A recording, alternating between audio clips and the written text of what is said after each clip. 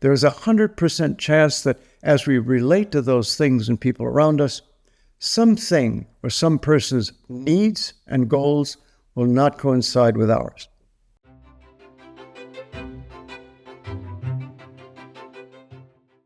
Hi, I'm research psychologist Roger Follansbee. Why can't we all just get along? Well, that's an excellent question, and as we all know, it's not the first time that it's been asked. However, to find a useful answer to that question, we'll have to take a hard look at the way all living things are pieced together or structured. After all, a question like this forces us to take a good hard look at who we are and how we're put together.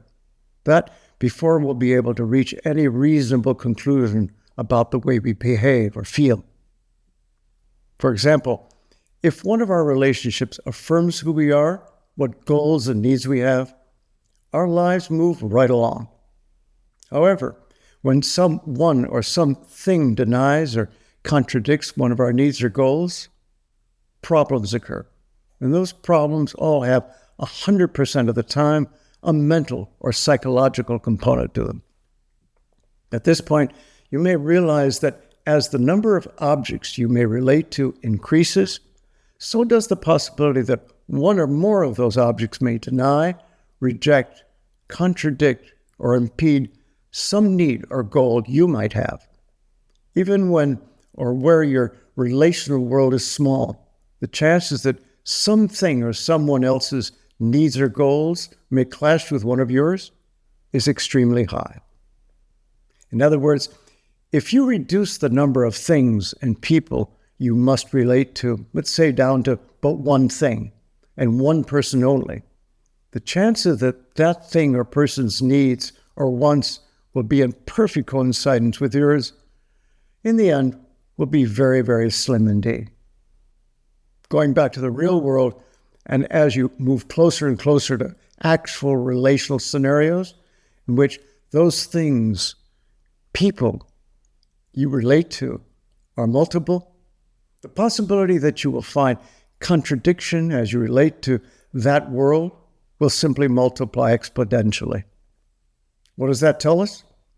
That tells us that there is 100% chance that as we relate to those things and people around us, something or some person's needs and goals will not coincide with ours.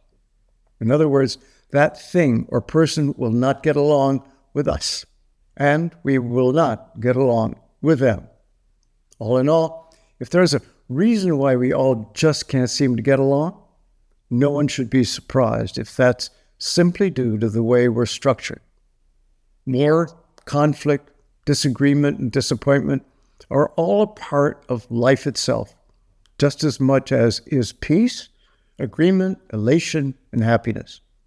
Life is life of never-ending slew of contrasts and likenesses, ups and downs, pains and pleasures. And all of that is entirely due to the way life itself is put together or structured. Thank you for watching. Understand why we all think, feel, and do the things we do. Read It's Not Your Fault by Roger Follansbee. Link in the comments below.